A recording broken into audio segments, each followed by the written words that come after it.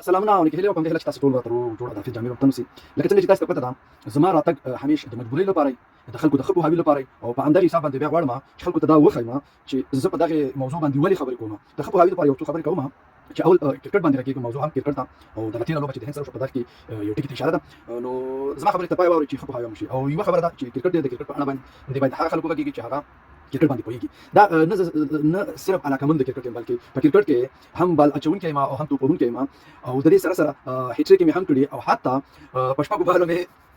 شپږ چکي هم ویلي دغه وایي چې زما د مجنون وډیره مینه محبت او درد لیدل خو مجنون طالب هغه مشهور شو خو ولې منګه هغه نه نو خبره ده چې کرکټ کې منګه دا کړی دي کارنامې لاس راوړي دي او خبره ده چې د نصیب خبره ده اوس منم چې په دې برخه کې ډېر حریفان او هغه خلک چې زما مخالفین دي او ما سره کرکټ کړی دي نو حتمي به بدل کېدل او کېدای شي چې دا وایي بمونه هم راخوشي خو وختانه فیسبوک دا دعوه کړې ده چې دا زموږ د پالیسیو خلاف خپل فیسبوک راولې ده نو ستا هغه پیغامونه موږ هیڅ کله سي وایرل کول نه شو نو هماغه څه چې فکر نکوم چې دوی ته ورسي په فرحت لازم خپل مهمه خبره ته هغه دا چې تیر لوبه کې د زوبیر چې کوم په خبر شو او امپایر اوټ نو ورکړو د هند لوبغاړي په امپایر باندې راټولېږي او هغه امپایر به خپل هغه فیصله چې کړو هغه بدلوي نو دا هغه یو ظلم دی ناروا کړنه ده ځکه چې دا د نړۍ نن داسې چلیږي چې حضور لري دا خبره اورېدل کېږي نو په دې خاطر باندې یو خبره کوم یو معلم او هغه په کلاس کې شاګردان لرل او دغه وخت یو انجلۍ چې د کلاس شاګرد وراله نو معلم ورته ډېر غوسه شو په ډېر بد انداز تهدید کړل وایي دغه او وایستله نو دغه وخت دا شاګردان غلي پاتې شو نو چې کله غلي پاتې شو نو به خپل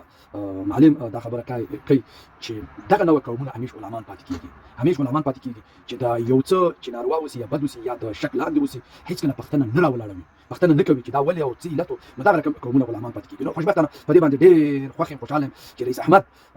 خدای دې وکړي چې نوم یې غلط نه کړم د کرکټ کوچ دی د افغانستان د کرکټ کوچ دی رئیس احمد صاحب راپورته شو خپل غږ او دا یو په همدغه کړنه ورته سلام کوم ځکه چې د حق په حساب کې به راودرېږي که نه بیا د نور په سر باندې خپېږدي او همدغه رقم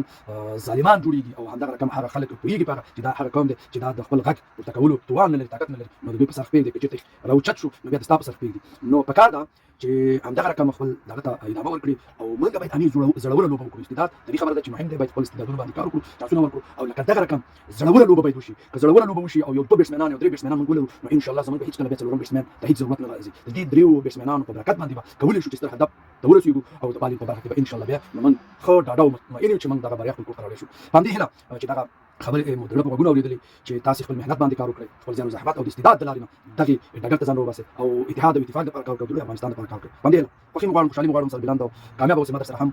خپلو نیکو دعاو کې